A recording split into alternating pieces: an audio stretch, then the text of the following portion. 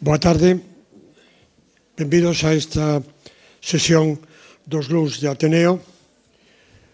Como está anunciado en la pantalla, el título de esta conferencia es del profesor Francisco Prado Vilar y va a hablarnos de esta recuperación do coro pétreo do maestro Mateo. Me ha pedido expresamente que abrevie al máximo la presentación porque tiene mucho que decir y quiere aprovechar bien el tiempo, y su petición es orden. Por tanto, de hecho, no voy a decir nada de la conferencia, que ella misma se presentará. Me dijo que quien quiera consultar su currículum lo tienen en la página web del Ateneo, pero no me resisto a mencionar un dato de su currículum que a mí especialmente me importa, por lo que enseguida diré. Prado Vilar es de Ordes, se licenció en la Universidad de Santiago y en ella fue alumno del profesor Serafín Moralejo, y siguiendo al profesor Serafín Moralejo a Harvard, allí se doctoró. Y menciono este dato porque, por razones de edad, somos algunos los aquí presentes que conocimos, tuvimos la fortuna de tratar, de ser compañeros de promoción, aunque no de especialidad, de Serafín, y tengo un especial recuerdo para él en un aspecto que me consta que algunas de las personas presentes recordarán. Aparte de ser, como fue después y como se demostró, un espléndido historiador del arte y un gran especialista en el arte medieval, Serafín, como estudiante, era un hombre de teatro, y algunos recordamos a Serafín dirigiendo alguna obra de teatro, que fue el primer aspecto suyo que yo conocí, y por ese aspecto quiero recordarle aquí. Su discípulo, Francisco Prado Vilar, tiene la palabra. Muchas gracias. Bueno, muchas gracias. Es un honor realmente estar aquí en el Ateneo otra vez, además con un proyecto del que se presentó precisamente en el Ateneo algunas de las primicias que llevarían a los descubrimientos que vamos a presentar hoy. Bueno, en primer lugar, yo estoy aquí solo, pero hay un equipo en el proyecto Cosmotec 1200 que veremos algunas de las maravillas que realizan, y quería presentar a dos de ellos: Anxo Miján Maroño, que es el coordinador del equipo técnico, y Alexandre González Rivas, que es de fotogrametrías, y Carlos Paz de Lorenzo, que no puede estar aquí hoy. Entonces, realmente quería empezar por un agradecimiento a la Catedral de Santiago, especialmente al arzobispo, don Francisco José Prieto, y al Cabildo, que con tanto entusiasmo han acogido este proyecto, y especialmente a la Fundación Catedral de Santiago por las facilidades que nos están dando para realizar nuestro trabajo, y especialmente a su director, don Daniel Lorenzo, al que le debemos tanto por este nuevo esplendor que tiene nuestra catedral. Al principio voy a ir un poco rápido porque es una cuestión de presentar técnicamente el proyecto, y después ya iremos desde el punto de vista un poco más conversacional a guiarnos por todos los descubrimientos arquitectónicos, iconográficos que hay en torno a esta obra única del patrimonio mundial, y que a nosotros nos asombra cada día por la belleza, la inteligencia del diseño, y bueno, si estábamos asombrados por el Pórtico de la Gloria, realmente era el preludio para esto que nos tenía guardado el maestro Mateo. Entonces, gracias por mencionar al profesor Moralejo. Esta conferencia, humildemente, está dedicada a Chamo Solamas y a Serafín Moralejo. Un día, en los albores del siglo XIII, un escriba de la abadía cisterciense de Aldersbach, en Baviera, dibujó esta mano sobre un pergamino, una imagen que podría considerarse un emblema que contiene algunas de las claves del proyecto de investigación y restitución patrimonial que os vamos a presentar. Situó en su centro una representación de la música, imaginada como una reina entronizada en torno a la cual se despliega una inscripción latina que dice arte natural y dulce música para todos. Ella trae la música del cielo con la dulzura de la miel, en alusión a la capacidad de la música para elevar el alma de los oyentes hasta la percepción de la armonía que subyace en la estructura del universo. Como sugiere la ilustración, el vehículo para ascender desde el pergamino, es decir, el mundo de la carne, a través de la música hasta las esferas celestiales, es la mano. De hecho, el dibujo tiene una función práctica. Se trata de un diagrama para aprender a transformar una mano humana en un instrumento para la composición e interpretación musical, es decir, una técnica para convertir la carne en sonido a través de la visión. Cada sección de cada dedo se le asigna una nota del hexacordo, siguiendo el sistema de codificación gestual atribuido al monje del siglo XI Guido de Arezzo, de modo que la mano se convierte en una partitura articulada para la memorización de melodías y para la interpretación del canto. Una clase de música utilizando la mano guidoniana consistía en que el maestro de coro enseñaba a los alumnos la solmización, señalando con el dedo índice de la mano derecha las notas inscritas en su mano izquierda para que los niños trazaran luego la secuencia de notas en sus propias palmas y practicaran con sus dedos hasta memorizar la partitura. Y las notas van, como ven, en espiral. Además de esta función pedagógica, la mano guidoniana también servía como medio de comunicación en el momento de la interpretación en el coro. Con ella el maestro podía transmitir indicaciones en momentos puntuales, señalando las notas correctas a quienes se perdían, algo que se podía hacer también los cantores entre ellos, como ocurre con los ángeles pintados por Benozzo Gozzoli en la Capilla de los Reyes Magos del Palacio Medici Riccardi en Florencia. Vemos a uno de ellos vestido de azul, guiando a su compañero, tocando el lugar exacto de la palma de su mano izquierda para indicarle la nota correcta. En ese momento, como si su cuerpo fuese un instrumento, con solo tocar ese punto, el otro ángel, vestido de verde, procede a entonar el Gloria in Excelsis que está inscrito en su halo. Podríamos decir que la mano guidoniana es una de las tecnologías digitales de origen medieval más populares a lo largo de la historia y todavía vigentes en la actualidad.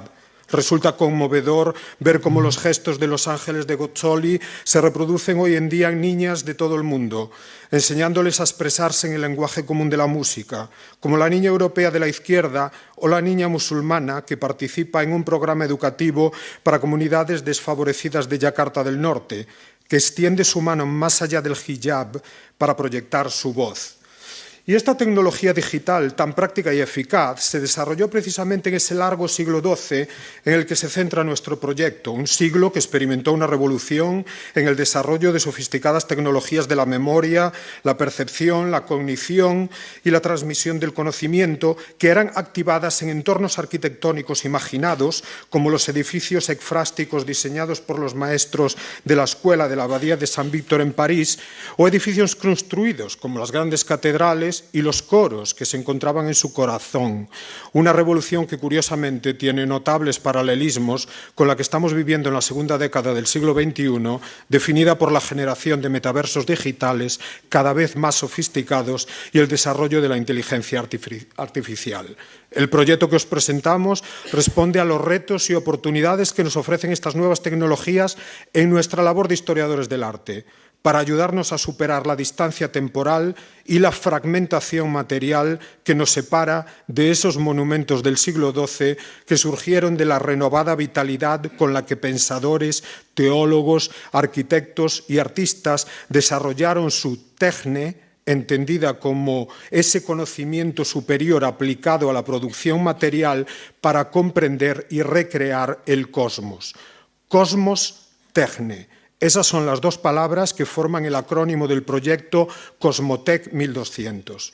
Este proyecto investiga desde la perspectiva de la historia del arte, la musicología, la fenomenología y la neurociencia cognitiva, en particular MET, Material Engagement Theory, el diseño y funcionamiento de entornos históricos construidos, centrándose como caso de estudio principal en la Catedral de Santiago y en concreto en las dos estructuras interconectadas creadas bajo la dirección del maestro Mateo, el Nartes del Pórtico de la Gloria, incluida su fachada exterior, y el coro pétreo.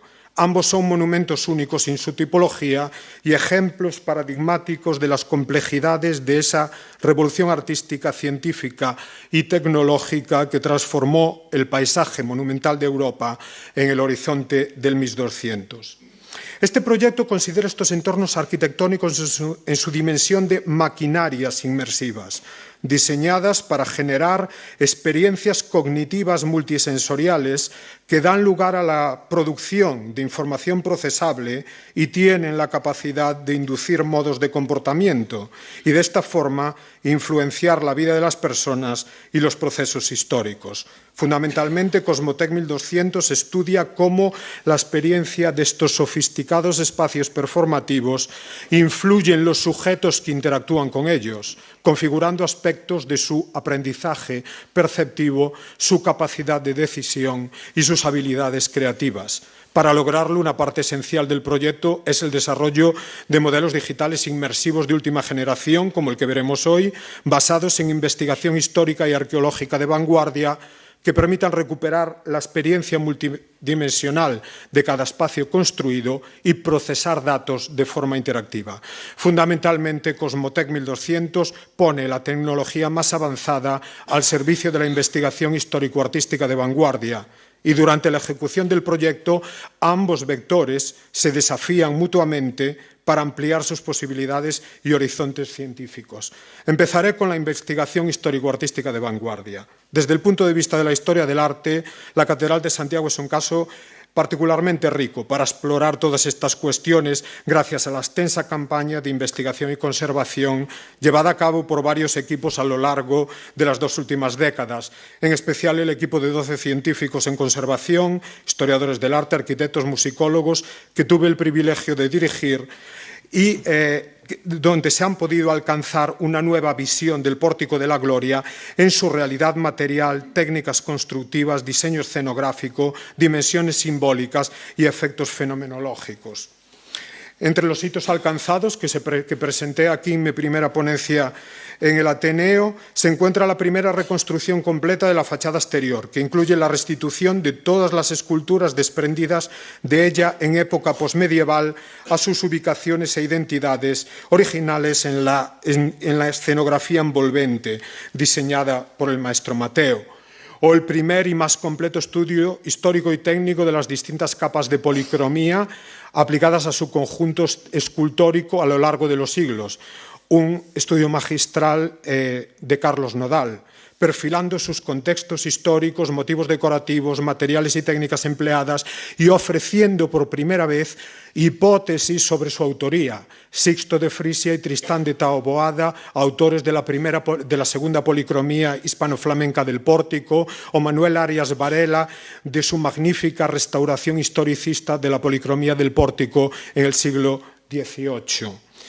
El primer libro de nuestro proyecto incluye ensayos que exploran desde una perspectiva multidisciplinar y nuevos enfoques teóricos la constelación de imágenes y procesos creativos que se generan en la intersección entre la arquitectura imaginada y la arquitectura construida, tal y como se refleja en éfrasis bíblicas, descripciones visionarias de edificios en la literatura medieval y en los tratados de memoria y cognición, revelando un monumento paradigmático de esa aetas ovidiana del siglo XII que nos transporta de forma cautivadora al pathos y la emoción del encuentro con vida que existe en otra esfera temporal y ontológica, con personajes que se materializan en el presente de nuestra contemplación para transportarnos en un abrir y cerrar de ojos, in ictu oculi, a ese drama de transformaciones cósmicas que ocurrirá al final de los tiempos.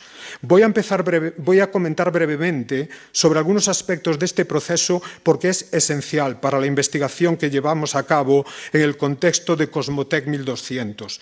considerando el pórtico y el coro desde la perspectiva de la Material Engagement Theory, que contempla la mente humana como una entidad encarnada, extendida y distribuida en vez de estar localizada exclusivamente en el cerebro, e investiga la forma en la que los objetos se convierten en extensiones cognitivas del cuerpo humano.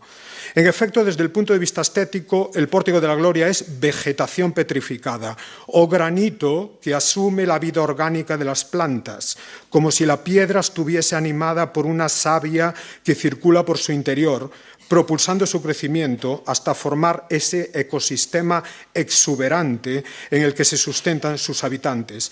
La sensación que produce este entorno arquitectónico en su transfiguración arbórea trae a la mente el inquietante pathos inherente en la vivificación de lo inorgánico del que hablaba Boehringer refiriéndose a la decoración vegetal del gótico nórdico, aunque en la obra mateana esa dimensión de lo inquietante se acentúa, si cabe, al encontrarnos con formas naturales que no tienden hacia la abstracción, sino que aspiran a transformarse en carne trémula.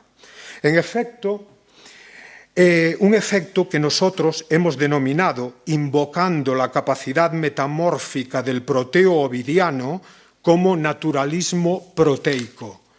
Este efecto se manifiesta en la plasmación única de una serie de alegorías vegetales de origen bíblico que utiliza el maestro Mateo para articular el pórtico desde el punto de vista estructural y simbólico.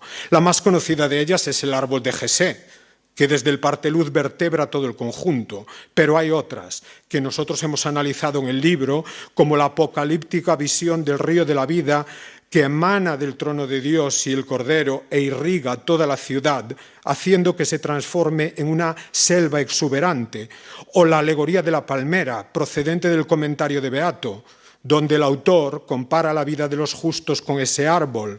Así, cuando el visitante se sitúa en el parteluz y eleva su mirada, el pórtico se abre ante él como una palmera, de cuyas ramas cuelgan los frutos que el cristiano encontrará en el paraíso.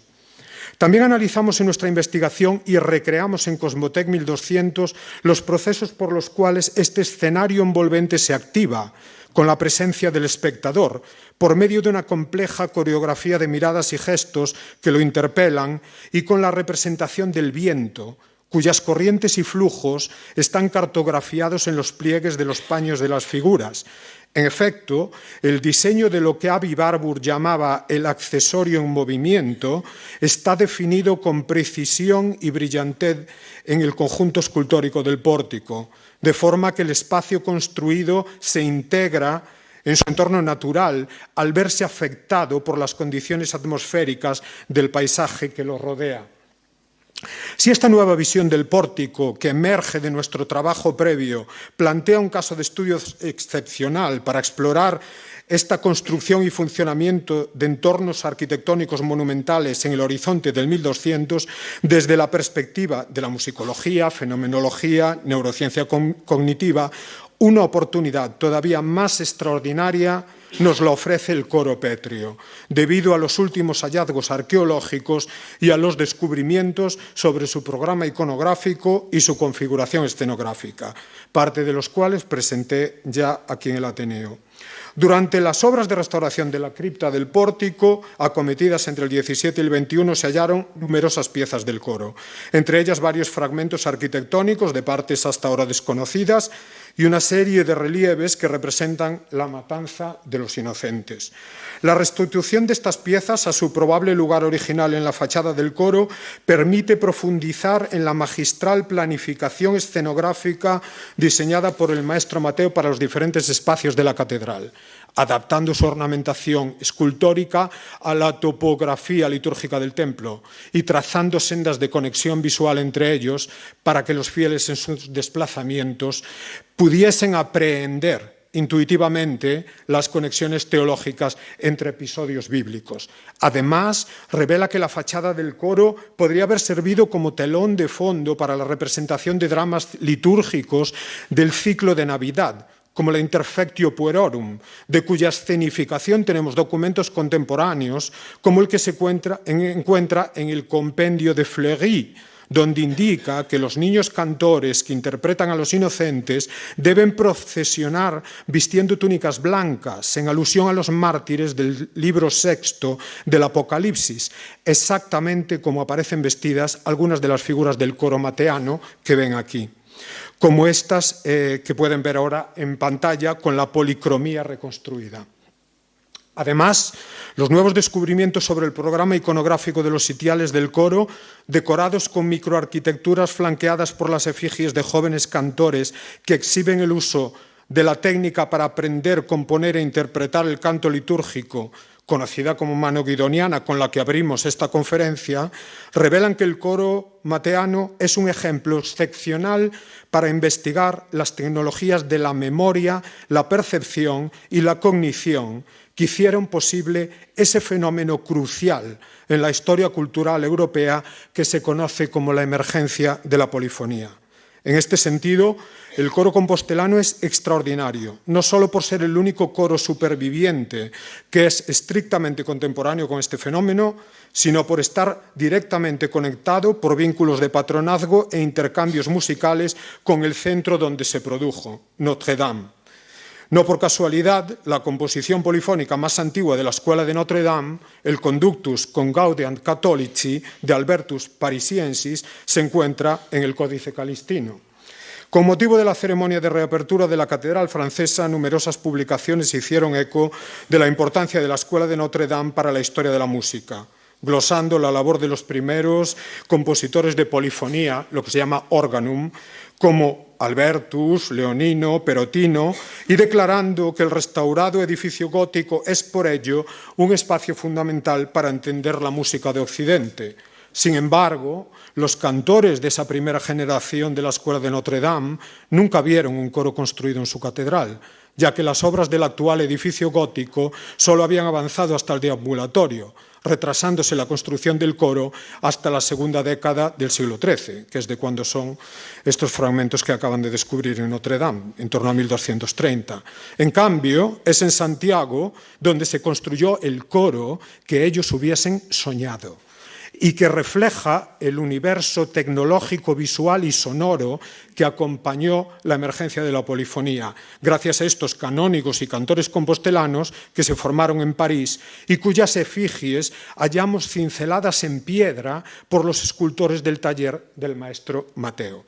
Gracias a excavaciones arqueológicas y algunos intentos de reconstrucción, principalmente por Manuel Chamosolamas, sabíamos que los sitiales estaban conformados por doseles con microarquitecturas decoradas por estas efigies de jóvenes, pero hasta ahora no se había podido descodificar el significado de su programa iconográfico, para el que la mano con la que comenzamos esta presentación ofrece la clave esencial, ya que los cantores se representan utilizando este sistema, que aquí tiene su aparición más temprana y compleja en el arte monumental europeo, solo comparable a esos ejemplos marginales como en el siglo XV los relieves de Luca della Robbia para la cantoría de la Catedral de Florencia o los frescos de Benozzo Gozzoli. Si en el Pórtico de la Gloria el maestro Mateo dirigió a su taller de escultores para que representasen fielmente en piedra un concierto de música instrumental, registrando todos sus detalles con un naturalismo nunca alcanzado hasta entonces, desde la disposición corporal de los músicos hasta las características técnicas de cada instrumento, lo mismo hizo con el concierto vocal del coro. Al igual que los ancianos del Apocalipsis, también los cantores están representados en el momento del desarrollo de una performance, conversando mientras afinan el instrumento de su voz, para interpretar una composición cuyas partituras musicales están codificadas en sus gestos a través de la técnica de la mano guidoniana. Si la piedra angular del concierto del pórtico es la pareja de ancianos que tocan el organistrum, en los que confluyen todos los ejes estructurales, visuales y simbólicos, el punto focal del concierto del coro es la figura del chantre, que dirige a los cantores, indicando las notas con la palma de su mano izquierda. Al igual que en el pórtico, donde personajes bíblicos desempeñan las funciones de músicos contemporáneos, la figura del chantre aparece personificada en el propio rey David, compositor de los Salmos, que constituían el núcleo central del repertorio del coro y de la instrucción de los cantores, representado aquí, coronado e imberbe, siguiendo una tradición iconográfica que ya existía en Compostela en otro célebre manuscrito musical, el Liber Diurnus o Liber Canticorum de los reyes Fernando I y Sancha, donde aparece guiando con su dedo índice la lectura de los salmos. A David se une un coro de cantores pétreos en actitud de marcar las notas musicales con la mano izquierda, mientras que con la derecha sostienen cartelas con los tituli de los textos litúrgicos que se disponen a cantar. Pero estos cantores pétreos no solo ilustran la topografía tonal de la mano guidoniana, sino que al mismo tiempo presentaban modelos de la disciplina exigida en el canto litúrgico. Sus gestos no designan meramente notas del hexacordo, sino que articulan una concepción más amplia de la disciplina vocal en el canto sagrado, en la cual la voz no solo se emite, sino que se educa, se modela y se afina moralmente.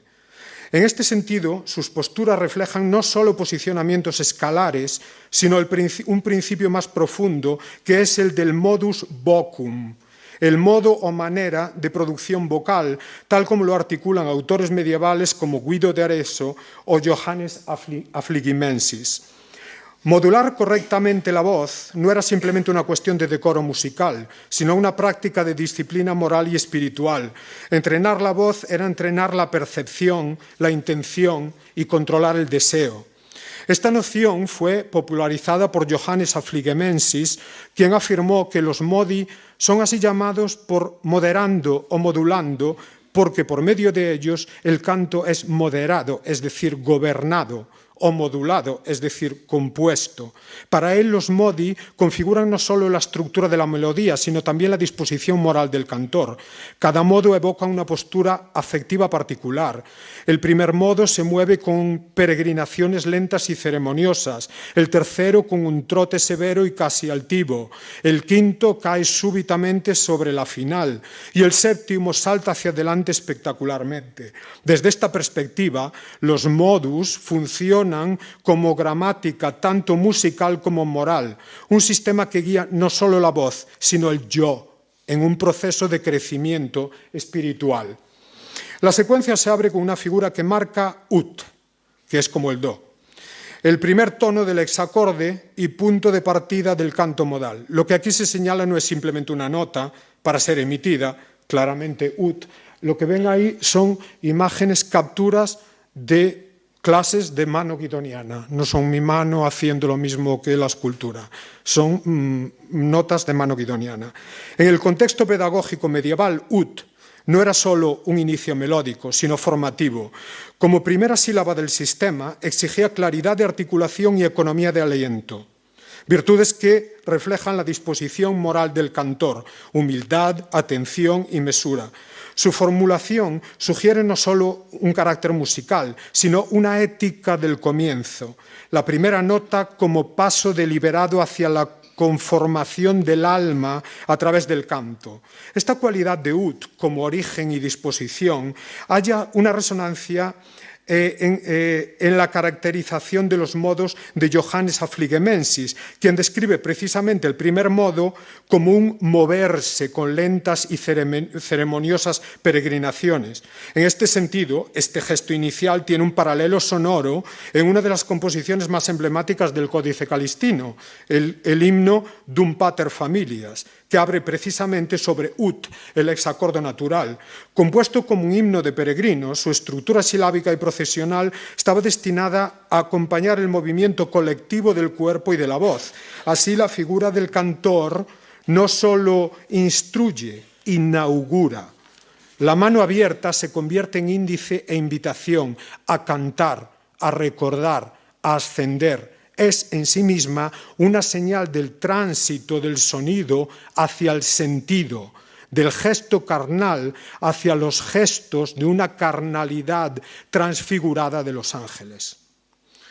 Aquí voy a enseñar también el proceso de reconstrucción.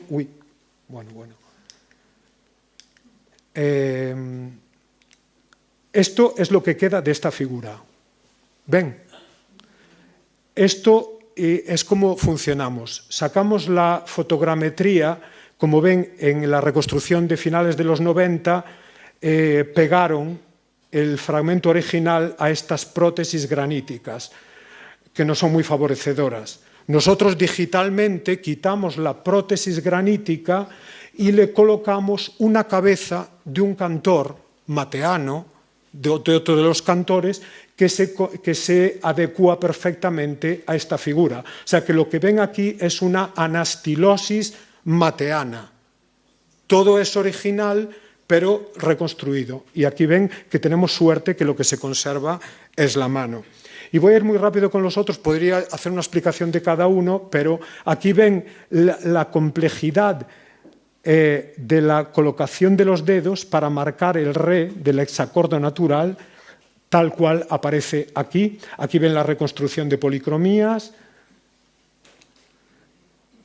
Este es otro muy interesante, el Mi. Como ven, tenemos la suerte que tenemos de una mano, esto es lo que queda de esta figura, de una mano que está completamente fragmentaria, a la que le faltan todos los dedos menos uno.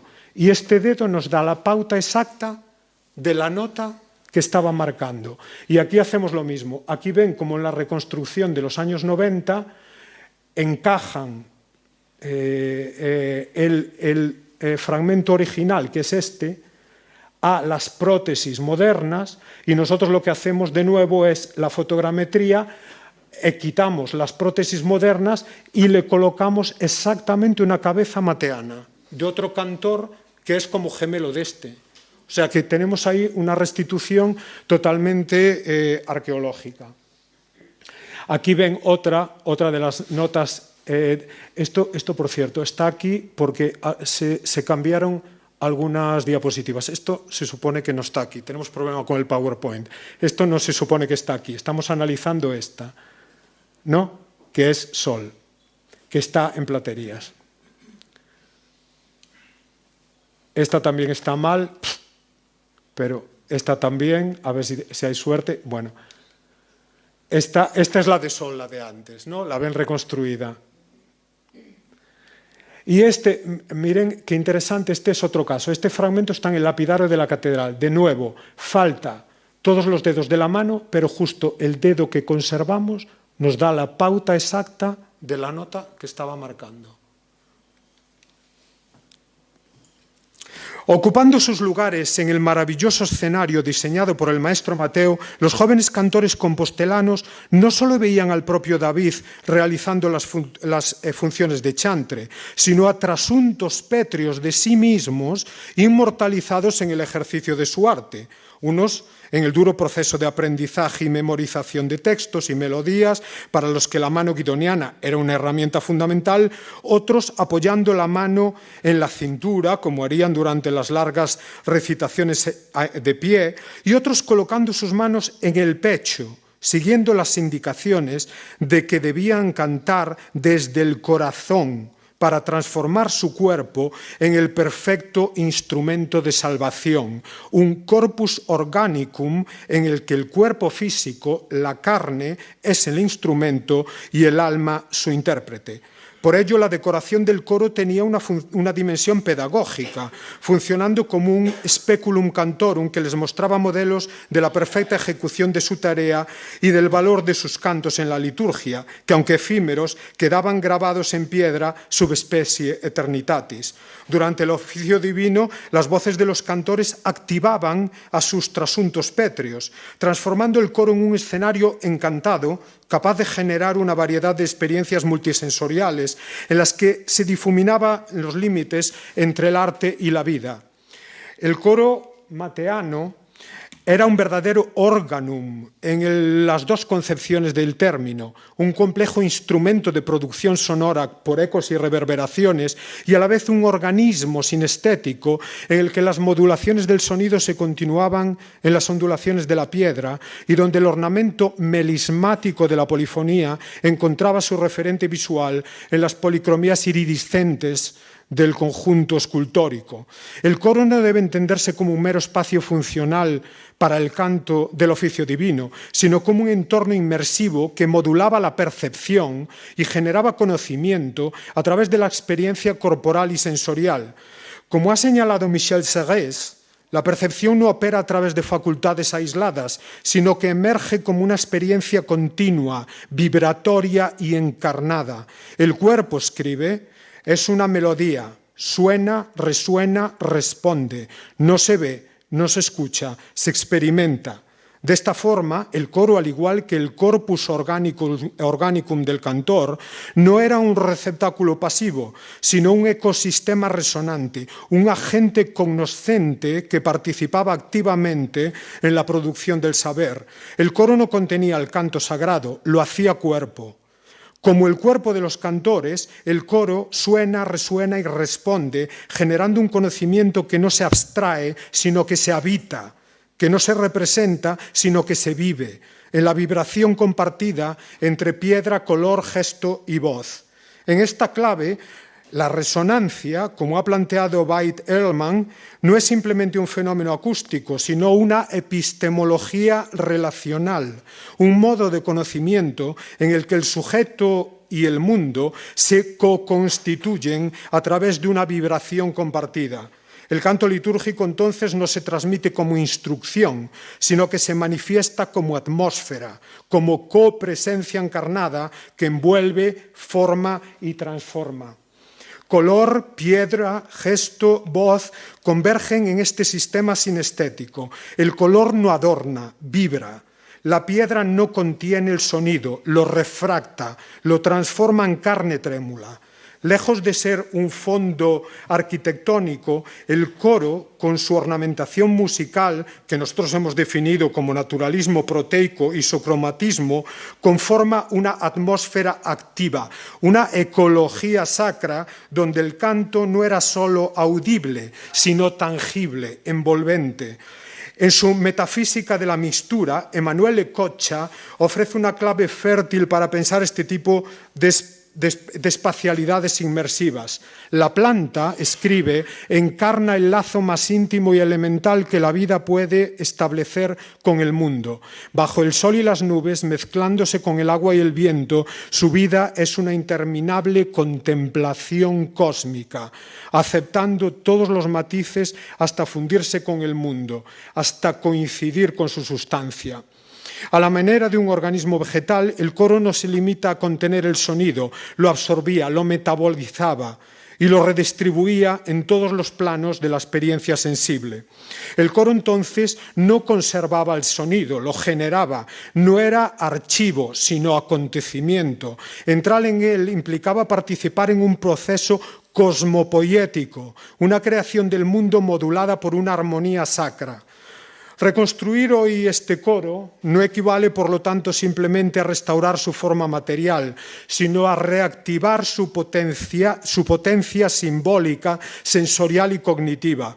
Volver a habitar el espacio donde la voz, la piedra y el gesto producían juntos una resonancia divina.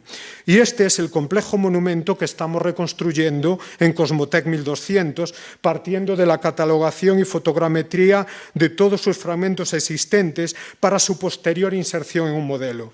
Y ahora voy rápidamente a las historias de las reconstrucciones y las novedades que hay en la nuestra. El gran descubridor del coro es, por supuesto, el gran Antonio López Ferreiro. Durante el cambio del entarimado del coro barroco antiguo, ya descubrió bastantes piezas del coro medieval y las dio a conocer. También él fue en el que el capítulo 10 de su historia, un capítulo maravilloso que dedica a los varones ilustres compostelanos del período y parte que en el origen y desarrollo de los antiguos cancionarios galaico-portugueses tuvieran los burgueses y clérigos compostelanos, nos enseña cómo el coro de la catedral era un escenario fundamental para la generación de una de las escuelas más importantes de la lírica gallego-portuguesa, con canónigos trovadores como los que ven en pantalla. La siguiente gran exposición del coro fue en la exposición regional gallega de 1909, donde los fragmentos del coro mateano ya aparecían como estrellas en la sección arqueológica.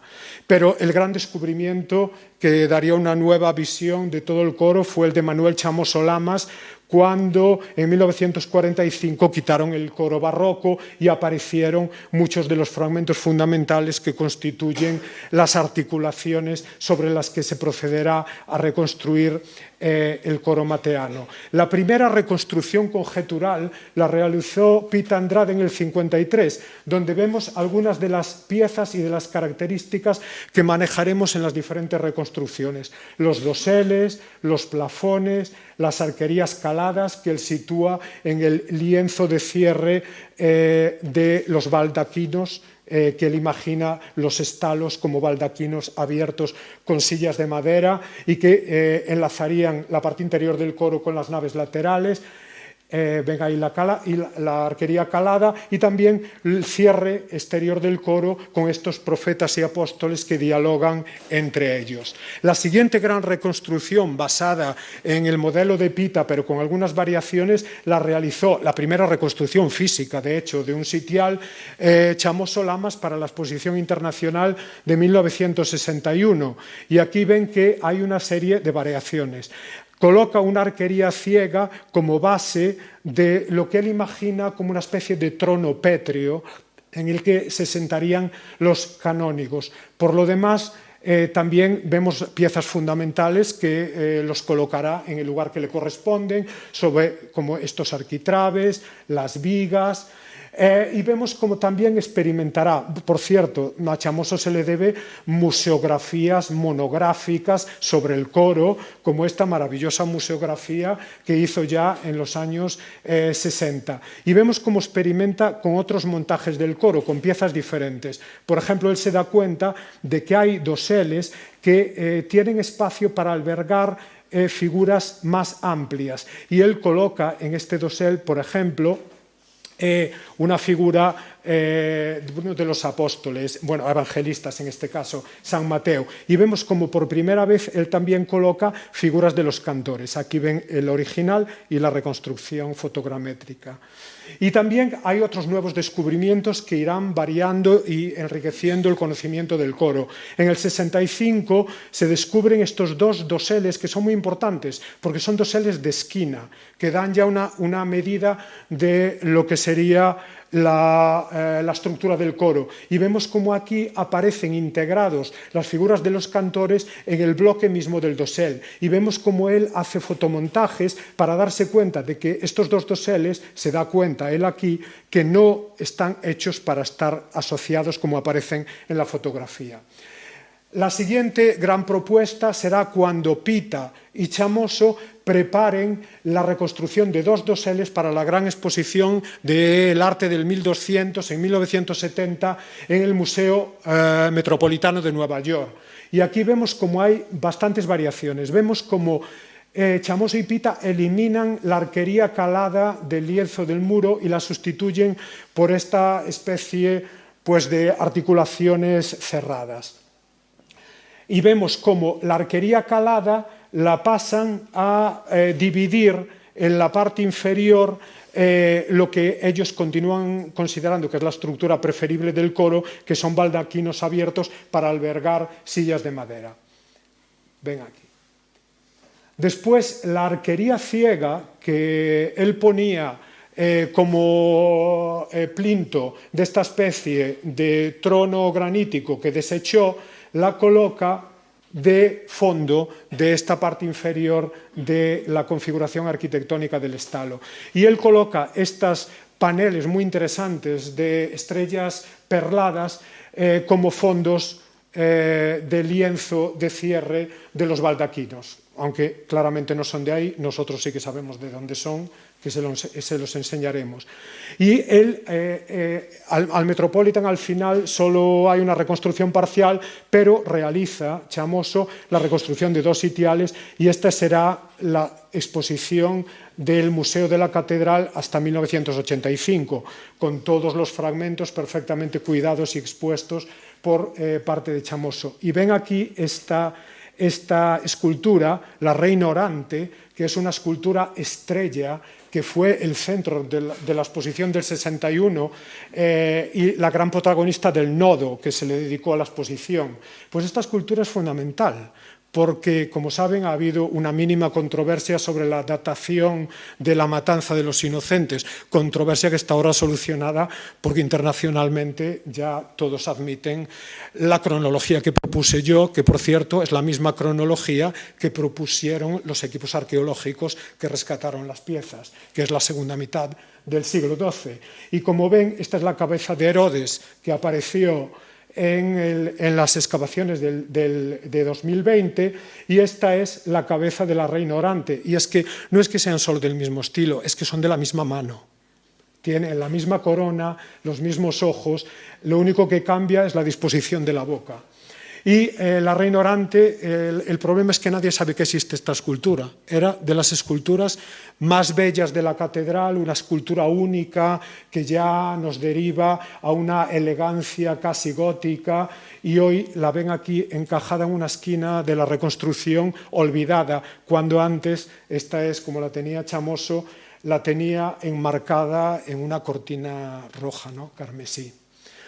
El siguiente gran momento para la reconstrucción del coro será en 1978, cuando se realizan unas excavaciones en la escalinata del Obradoiro, y de nuevo aparecen piezas fundamentales, como son esos 3 caballos o como es esta clave con 2 ángeles astróforos, que esto nos permite también datar las nuevas piezas descubiertas, porque es que esta pieza tiene exactamente las mismas medidas que la matanza de los inocentes y evidentemente pertenecían al mismo ciclo escultórico. No se pueden disociar, pero hay otra pieza muy interesante que está muy mal entendida, y es esta clave con un sol y una luna, que aquí es el contexto arqueológico en el que apareció, rodeada de trocitos del coro. ¿Y por qué? Pues porque pertenece al coro y no es la clave del arco exterior del pórtico, como se aduce en algunas teorías que nosotros ya descartamos, como ven aquí, en la reconstrucción que hicimos, porque es una pieza que no encaja estructuralmente en el gran arco de acceso al nártex del Pórtico de la Gloria, y su lugar es efectivamente aquí, que encaja perfectamente y está perfectamente contextualizada. Entonces llegamos a 1985, se muere Chamoso Lamas y se inicia por los profesores Otero e Izquierdo una nueva reconstrucción de los sitiales del coro para la exposición de Europalia. Y vamos a ver las diferencias. La fundamental diferencia es la que ven aquí, que en esta reconstrucción se imaginan que los canónigos se sentaban en esta especie de bancal de granito corrido, en el que se articula con una serie de capiteles que sostienen columnas. En mi anterior exposición aquí en el Ateneo ya dije que esto era muy poco congruente, bastante poco elegante, muy poco mateano, colocar capiteles como bases de columna. El bancal corrido es completamente impracticable para sentarse, da igual los cojines que se pongan, es ergonómicamente imposible, y el coro tenía que ser un espacio muy cómodo, porque es donde se pasaban el mayor tiempo los canónigos en la catedral, ¿no? Entonces vamos a ver de dónde viene esto. Y esto viene de una pieza que efectivamente es una pieza clave. Es este capitel que se conserva, un capitel adosado que se continúa, porque aparece la continuación aquí, en una arquería ciega. Y la continuación son estos fragmentos de arquería ciega que veíamos que se movían de un sitial a otro en las diferentes reconstrucciones. Y aquí en la reconstrucción lo colocan Izquierdo y Otero, pues como ornamentación de ese bancal de granito, ¿no? Sobre una especie de zócalo con decoración de arquillos ciegos, del que también se consideran otros elementos. El problema con esto es que en los nuevos descubrimientos que se hicieron en la cripta, efectivamente se sacaron más fragmentos de un zócalo de arquillos ciegos, pero es que el zócalo de arquillos ciegos que se descubrió está decorado por los dos lados, con lo cual no podría estar pensado para un plinto como este, donde solo se ve por un lado. Si lo decoran por los dos lados, es porque estaba hecha esa pieza para ser vista por los dos lados.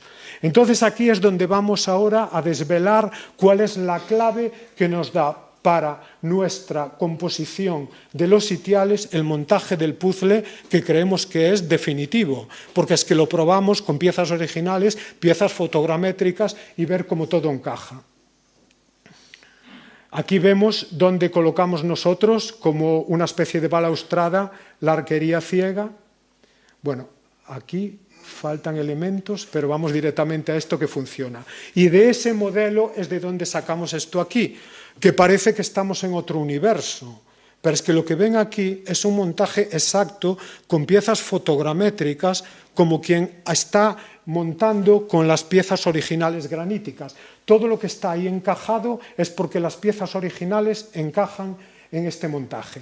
Este montaje está realizado por medio de un ensamblaje de modelos fotogramétricos de piezas originales respetando sus medidas, anastilosis de partes ausentes basadas en un riguroso estudio histórico-artístico y estructural, reconstrucción de policromías basado en los restos presentes o documentación histórico-artística comparativa y recreación del mobiliario, sillas, telas, candelabros basado en un minucioso estudio de piezas contemporáneas. Y vamos a ver cómo se mueven las piezas en este puzzle tan interesante.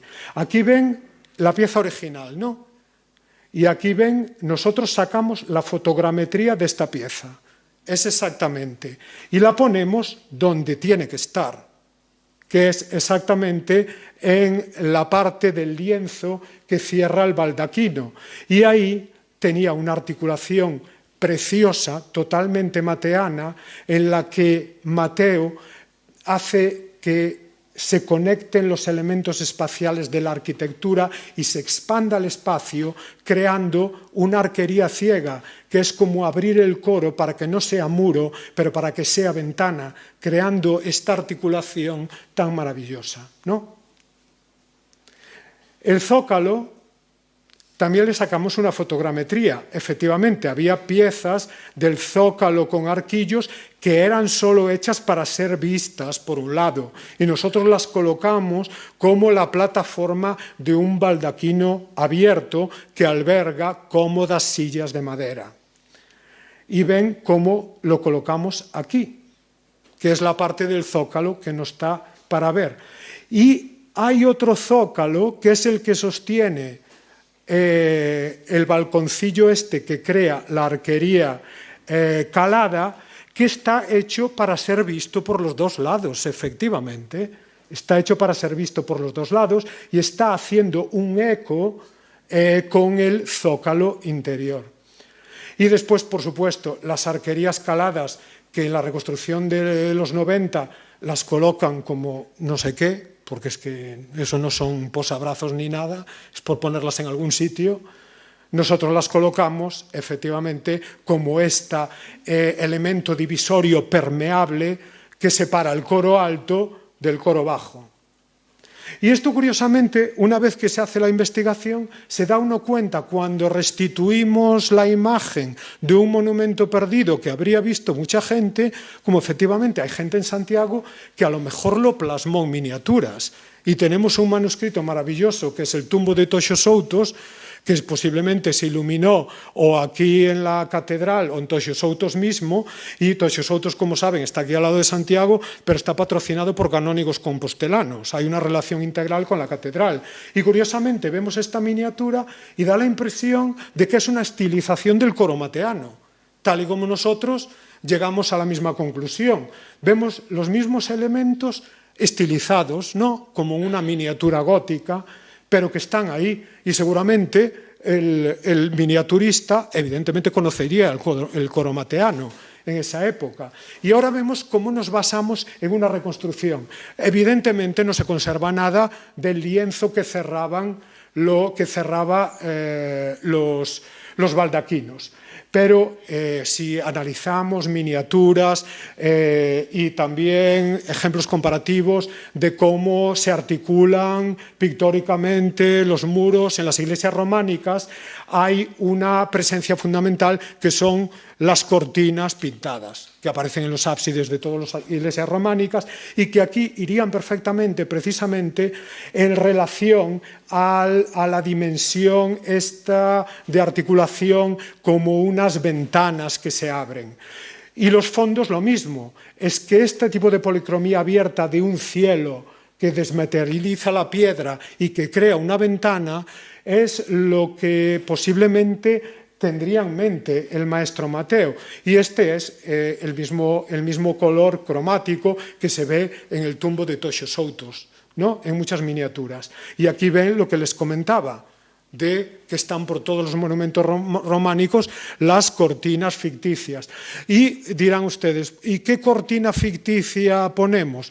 Pues la cortina ficticia más famosa de Santiago, que es la cortina de la famosa miniatura del libro Canticorum de Fernando I.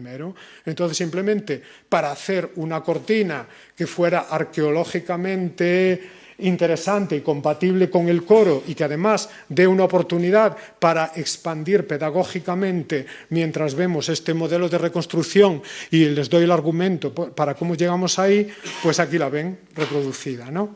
Y después lo mismo, evidentemente no se conserva la policromía de los fustes de las columnas, no se conservan los fustes de las columnas.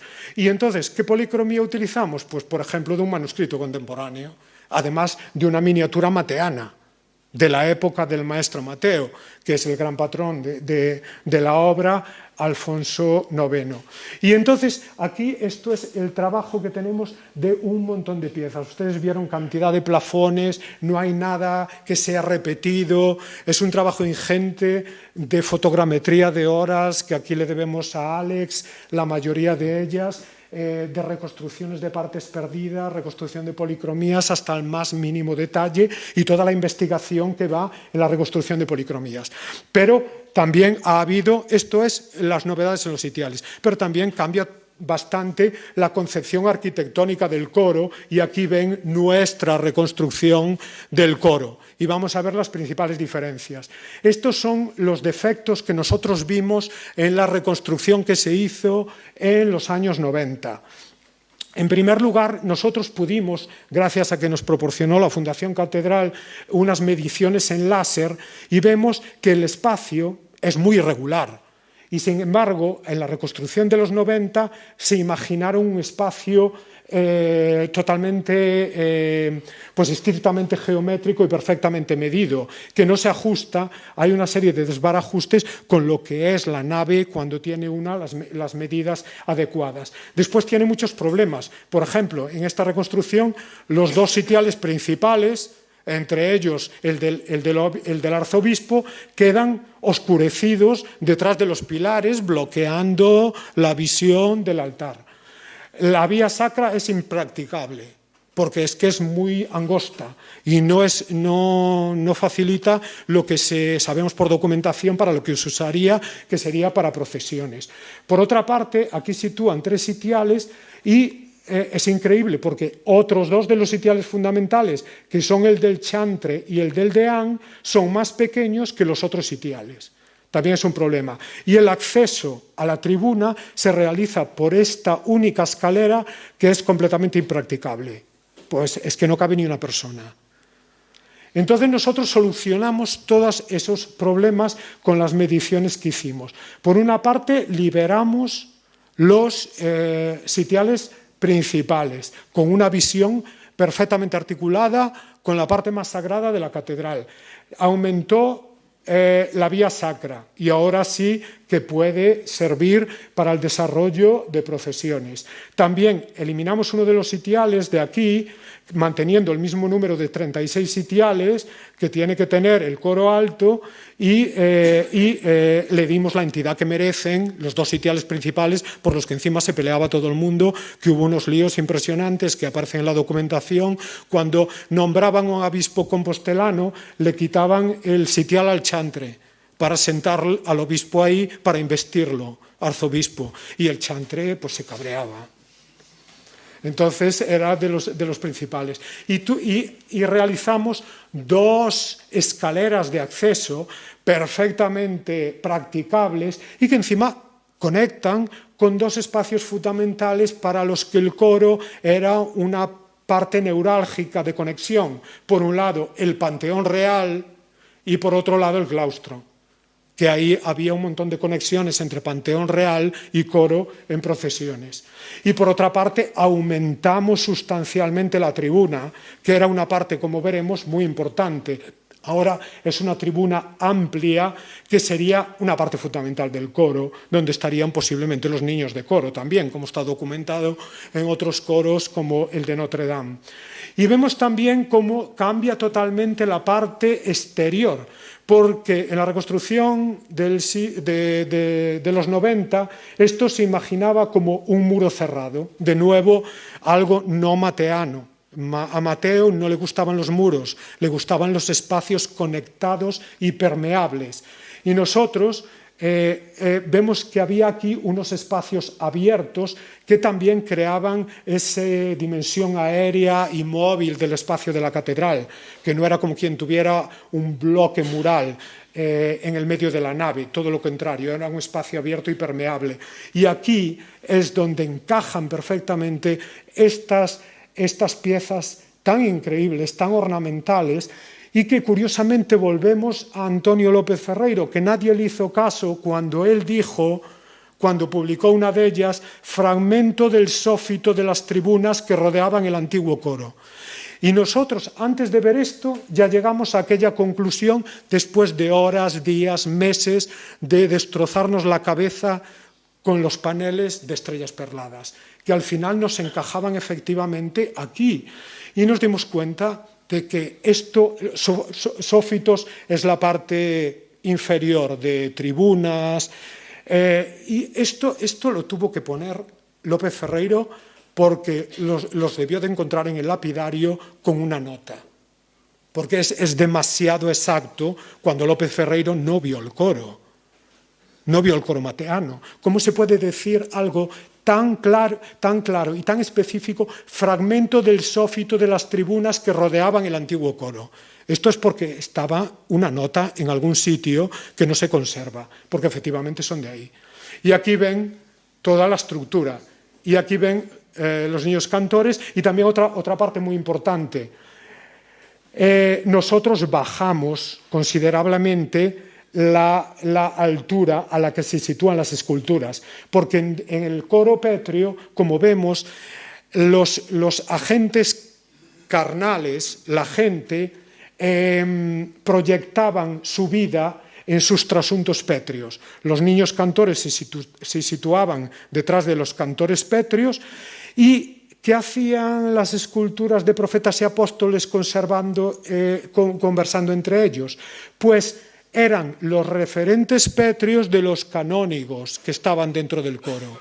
Entonces estaban a un nivel más bajo, más cercanos al público, y así también, en vez de tener aquí un muro cerrado, colocamos de nuevo otra balaustrada con esta arquería calada que abriría el espacio y dejaría entrar la luz no solo en el coro, sino también en la tribuna.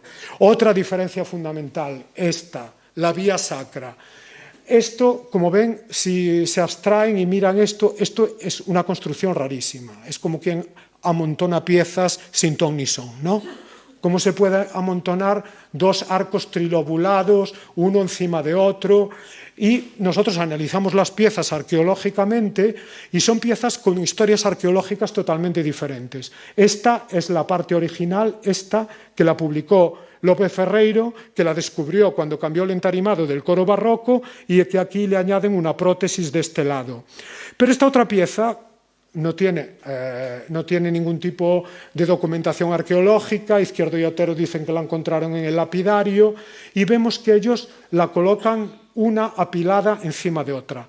Pero es que este apilamiento tergiversa la pieza original, porque esta es la pieza original que, como ven, tiene por cada uno de los lados de esta especie de microarquitectura unos encajes que sería para estar montada así, ¿no? Esta es la pieza original, para estar montada así.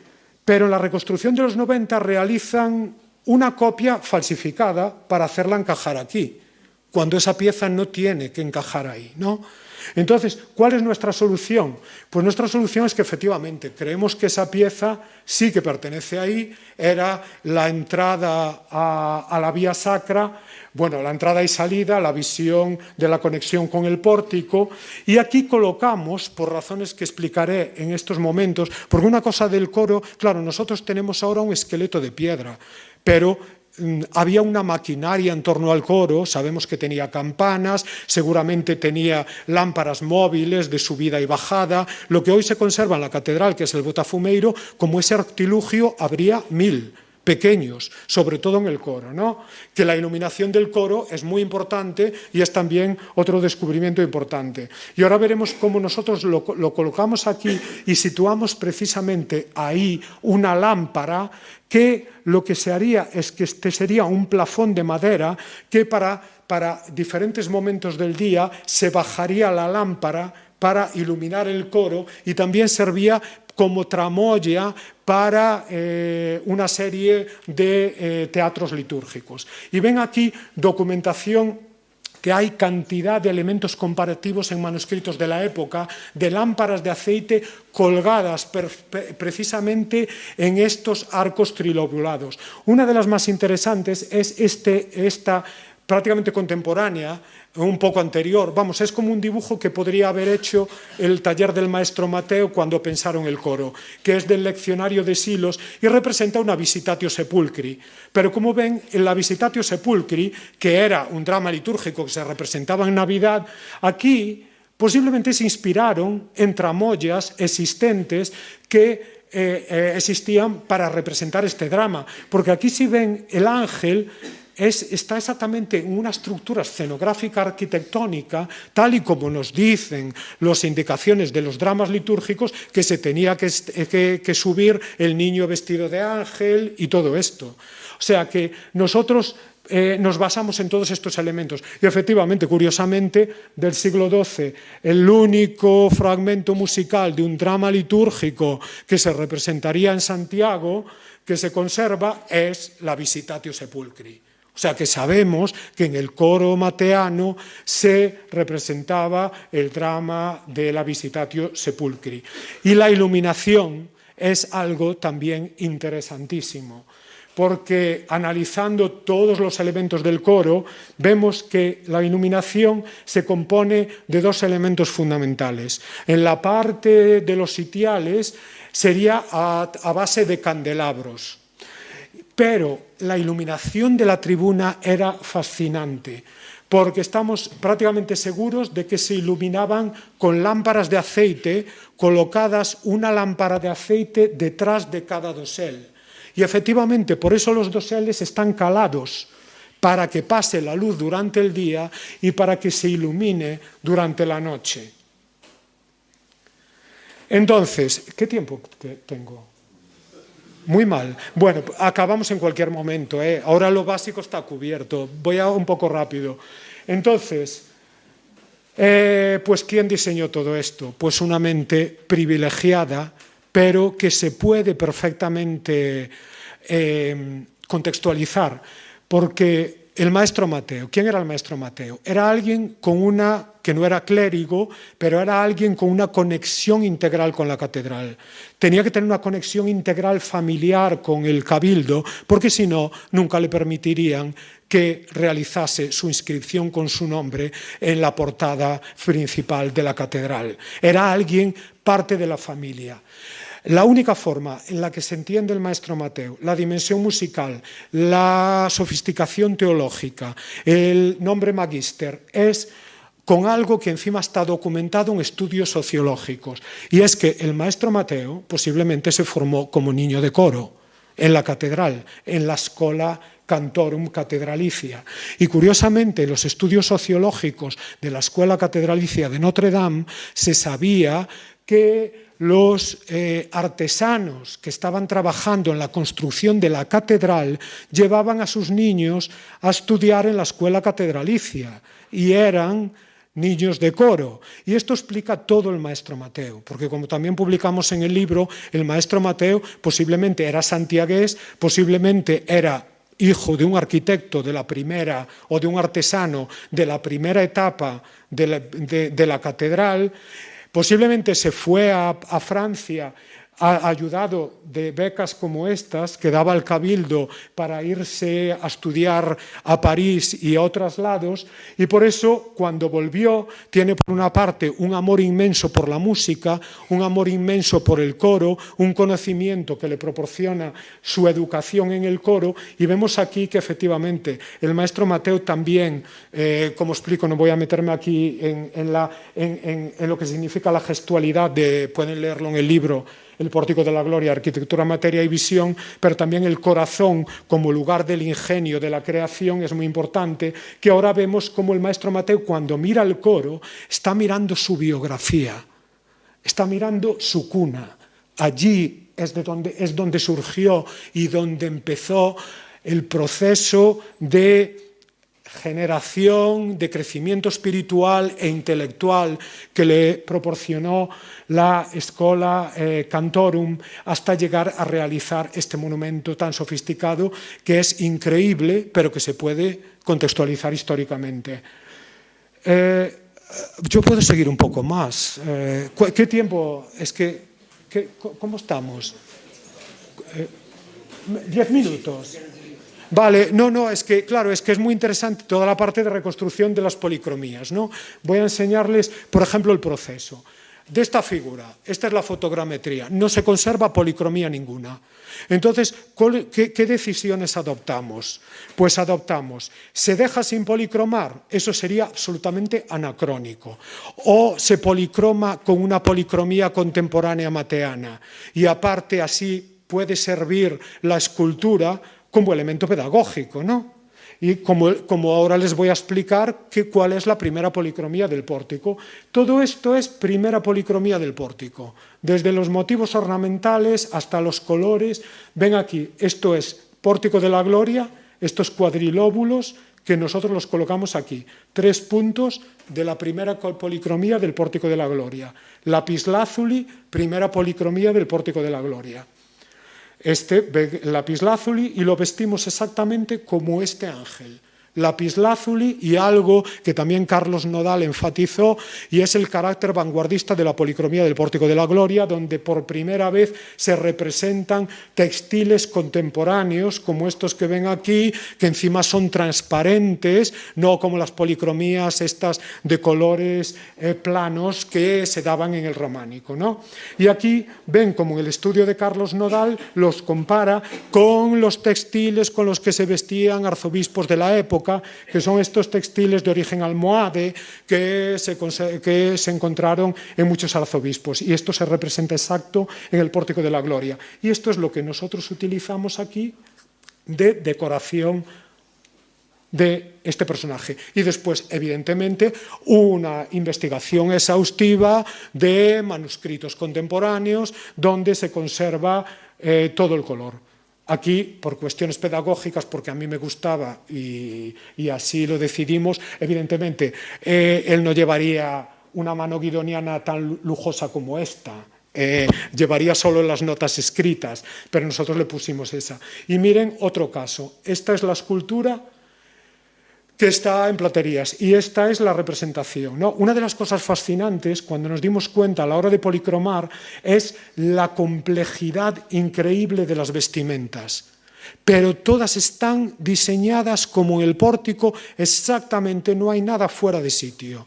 Es como si alguien se quedara petrificado con sus vestimentas tal y como funcionaban. Y nosotros tuvimos que ver dónde acababa la capa, dónde empezaba, cómo funcionaba la vestimenta. Así que en el propio proceso de policromado hay un proceso de investigación también en la maravilla que son estas esculturas, ¿no? Y aquí lo mismo. Medias lunas, primera policromía del pórtico. Cuadrilóbulo, 3 puntos, medias lunas. También estos motivos circulares, más 3 puntos. Esta es una de las esculturas más increíbles. Como ven aquí, ¿quién diría que esto es esto? Y es eso, o sea, es una fotogrametría exacta de la escultura que cuando uno la ve es de las esculturas más bellas. Es una escultura que está bailando y que a medida que marca la mano guidoniana con el fa, canta. Está cantando, es un corpus organicum que no es un bloque de piedra, es un cuerpo articulado a través del cual circula el aire. Y no solo eso, bueno, ven aquí, por cierto, lo comparamos porque bueno, la policromía del pórtico y la escultura, como también indicamos en nuestros estudios, viene un taller muy importante de Senlis, de la Île-de-France, y ahí es donde se encuentran modelos como este, de Senlis, que también la policromía de Senlis tiene relación con la del Pórtico de la Gloria. Y curiosamente esta imagen se parece bastante a estos modelos, y curiosamente el pelo es que estaba hecho para ser pintado exactamente, posiblemente con una diadema, porque es la forma en la que está articulada toda la escultura. Y de nuevo, ven aquí la policromía, ¿no? Los modelos, los colores. Y aquí, mira, esta también, esto está mal, esto se transfirió, pero lo que quería enseñar, lo malo es que no se ve aquí. Bueno, esta escultura tiene una oreja enorme perforada. Y otras esculturas del coro tienen orejas perforadas, porque son corpus organicum. Estas esculturas están hechas para que el sonido vaya a través de ellas. No solo iconográficamente, pero también materialmente. Es todo lo que expliqué por lo que comenté de Michel Serres y de todo esto. Y después también lo mismo aquí. Y simplemente las cartelas colocamos salmos, colocamos pues aquí el Con Gaudiat Catholici o otro tipo de elementos. Y ven también aquí pues lo mismo, esta escultura que lamentablemente aquí no se conserva un solo dedo. Entonces simplemente le pusimos una mano repetida, ¿no?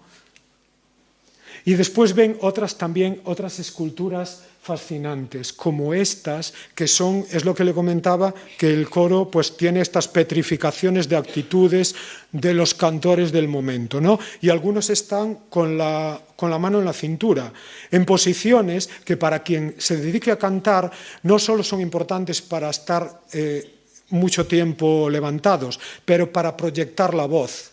Es una forma de colocar la cavidad torácica. Y ven aquí, esta es la original, esto es la reconstrucción de los 90 con esta prótesis, y nosotros hicimos lo mismo. Lo que le conectamos es una cabeza mateana de otra figura, ¿no? Pero que encaja con esta. Y esta es otras de estas esculturas que le comentaba, increíbles, que posiblemente formaban parte de la matanza de los inocentes, en este desarrollo litúrgico de que estaban vestidos los niños cuando procesionaban con estas túnicas blancas. Y esto es la escultura original, y esta es la reconstrucción fotogramétrica con la cabeza mateana y la reconstrucción de la policromía, y ven el clasicismo, ¿no? Y estas son esculturas que es que claro, la gente pasa desapercibida, pero cada una es de una ingeniosidad de diseño, las horas que lleva en diseñar cada una, y ya no digamos diseñar cada uno de los plafones que vimos ahí, ¿no? Y aquí ven la reconstrucción, muchas de la reconstrucción de los doseles, que son muy complejos, pero se conserva mucha policromía, y se conserva policromía que Carlos Nodal descubrió que pertenece a la primera policromía del pórtico, como ven aquí, que son estas tiras perladas, ¿no? Y aquí ven la reconstrucción de la tira perlada y la reconstrucción de las policromías basada en los restos. Y otras donde no se conservaba, pues hicimos lo mismo. Pero la policromía que ven en la parte arquitectónica es absolutamente restos originales. Este era el cromatismo del coro mateano, ¿no? Y ahí, bueno, un montón de elementos comparativos. Y bueno, Es que, claro, podía estar con cada uno de los dos L's, ¿no? Pero tenemos un vídeo para enseñar, entonces lo dejamos aquí y enseñamos el vídeo. Muchas gracias.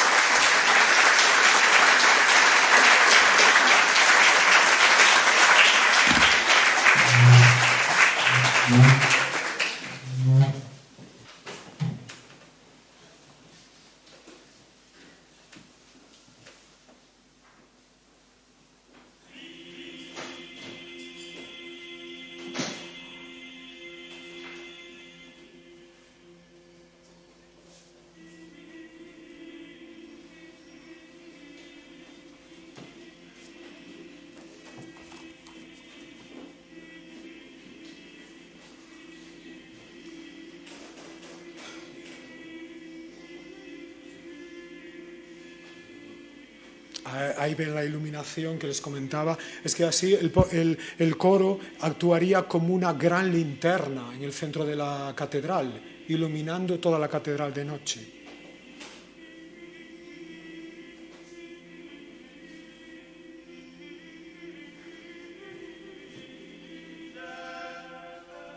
Y ven que el coro bajo también está, claro, no llegué ahí, pero está reconstruido de un coro original románico y sería de madera, por supuesto.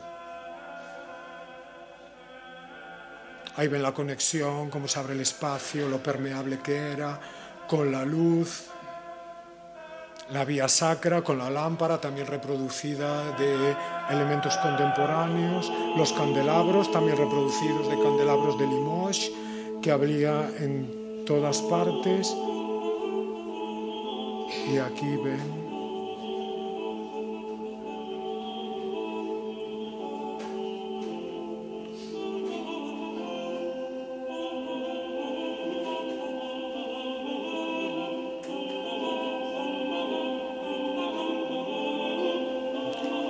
Hay otro vídeo donde vemos una inmersión ya en la reconstrucción fotogramétrica con las piezas del coro, que se lo tienen en YouTube, o es el que publicó cuando enseñamos a la prensa hace unos meses. Está en la web de la Voz de Galicia y pueden verlo. Y esa es la reconstrucción fotogramétrica exacta.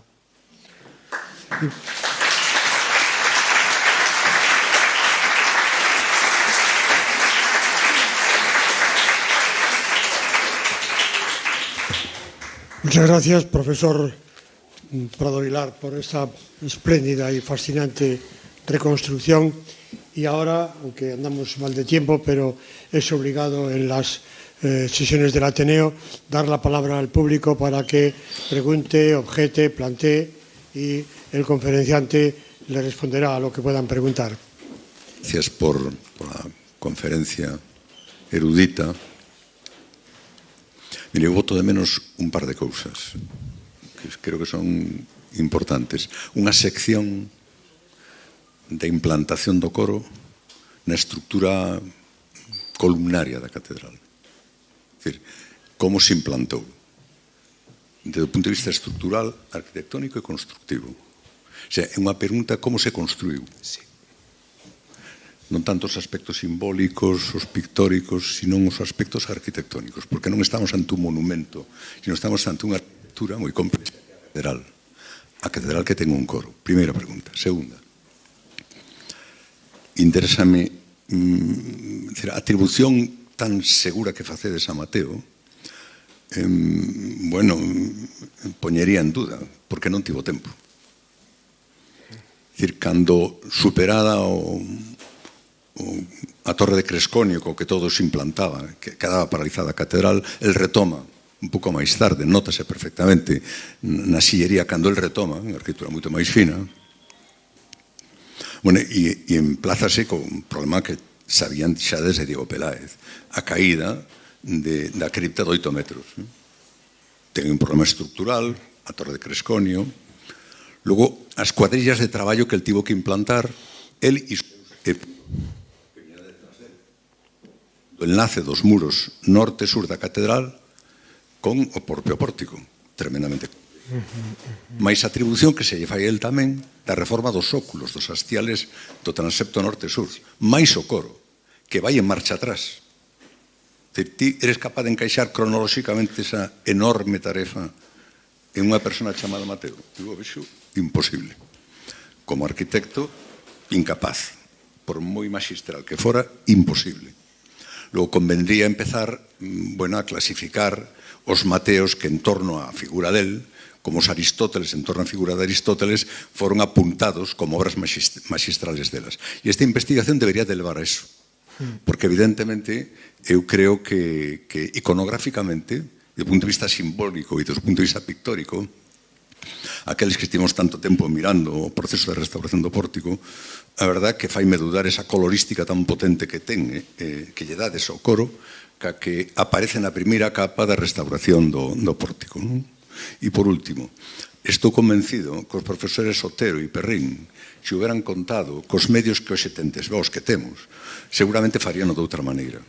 Traballar no patrimonio supón sempre unha certa humildade para recoñecer o traballo dos anteriores. Fixeron o que puideron. Sí, vamos por partes. A ver, unha das cousas interesantes que eso sale na investigación saliu no caso da Matanza dos Inocentes. A Matanza dos Inocentes descolocou tanto a xente porque esperaban encontrar pezas mateanas, non?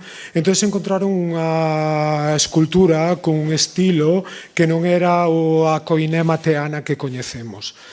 Xa López Ferreiro e incluso Chamoso creían que o coro tuvo que realizarse antes da terminación do nártex occidental da catedral, aínda que os estudios estilísticos tendían a ver de que parecía unha derivación máis mala a escultura do coro e por iso a pasaban ao principio do século XIII.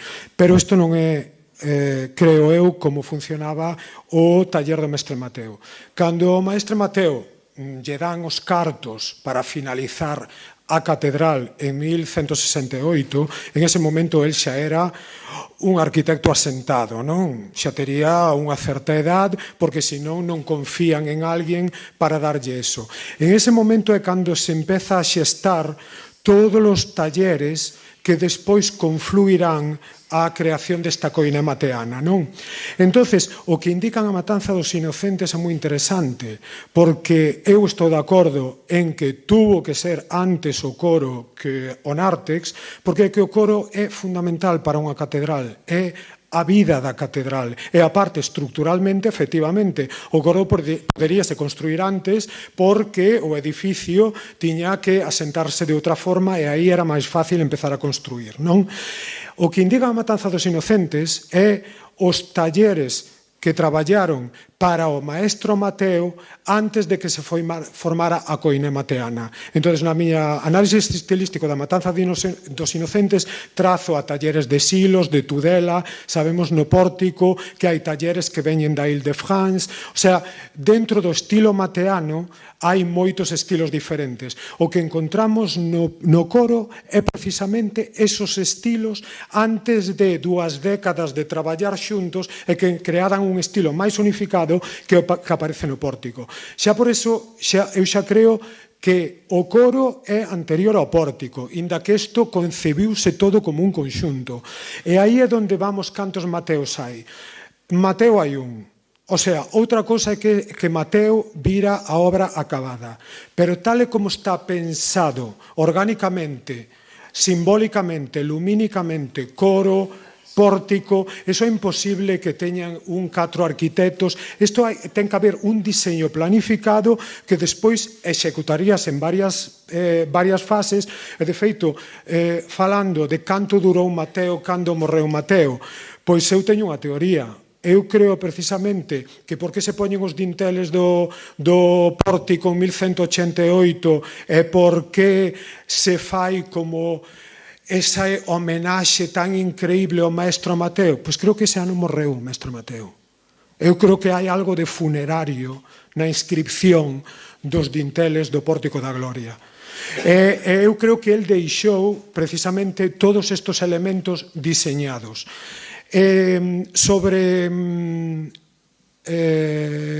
arquitectura, iso é fascinante. Nós, efectivamente, aí queremos por favor, arquitectos que veñan tamén a aconsellar e todo, pero nós manexamos tamén todos estes elementos desde o punto de vista do encaixe arquitectónico. De feito, todas estas variacións que fixémonas como quen di sobre obra, sobre como funcionaría ese espacio no espacio a construir, non? Entón, eu creo que en ese sentido a nosa proposta é bastante máis realista, porque a outra é que nin siquiera consideraba o espacio e as dimensións reais da nave. E nós encaixamos todo desde o punto de vista de como habería que montar as pezas e como encaixaban todos esos elementos. Entón, eu creo que en ese sentido, pero por suposto, necesitamos arquitectos, por exemplo, como estaban montados todos os elementos, o que pesaba cada un, todas esas cousas, hai que analizalas, é unha parte fundamental da investigación. Sobre a cuestión de ter ou non ter ferramentas e de ser xenerosos co que se fixo anteriormente, bueno, por respeto, prefiero non meterme en detalles do que se fixo nos anos 90 porque está na hemeroteca, está publicado. Eu publiquei un artigo que se chama Herodes e Reino Orante, donde precisamente unha argumentación sobre a cronoloxía da matanza dos inocentes, donde fixen unha investigación profunda na hemeroteca da época do que pasou, que non pasou e que ven ustedes nas imaxes, o que se fixo e o que non se fixo nesa reconstrucción. Entón, a miña forma de respetar é non incidir en eso. Porque si incidise en aspectos do que se fixo, sería bastante duro. E creo que non vale a pena. Están nos 90, entonces estamos en outra época, entonces eso. Pero realmente eu teño o máximo respeto por todos os que fixeron e traballaron ben antes de que chegáramos nós, que efectivamente somos enanos nos ombros de xigantes. Pero tamén hai que reconocer quenes son os xigantes en todo isto. E Chamoso Lamas é increíble o que fixo. E como nos deixou os fragmentos do coro. E Serafín Moralejo tamén, porque Serafín Moralejo, desgraciadamente, cando se fixo esa reconstrucción, xa non estaba en España. Estaba en Harvard, moi preocupado.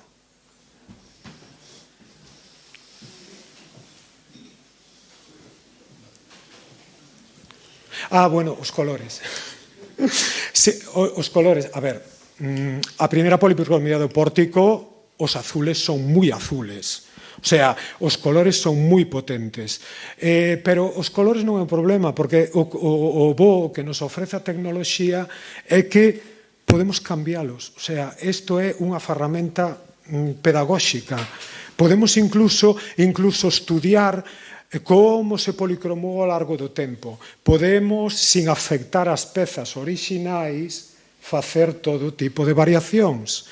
Entonces, eso é moi importante, porque o cromatismo do coro variámolo e pódense dar conferencias, é moi importante como ferramenta pedagóxica do coro. O sea que, sí, o color pódese variar en intensidades, pero vamos, que o color variaba ca luz, como ven aí, e todo. E as fotogrametrías permiten eso, permite mover unha vela e ver como cambian as policromías, como vibran, o sea que, sí, eso non hai problema. De que o coro construíuse antes que o pórtico. Imagínate o vendaval do suroeste protexendo ese coro. Imagínate, sin fachada. Tens que imaginalo. Bueno, como claro. protexía a actividade de culto, unha fachada que non estaba construída nin a cripta, contra os ventos do sureste o que está dirixida a catedral. Pero claro, aí habería un montón de cierres provisionais de madeira que o que aparecen, claro.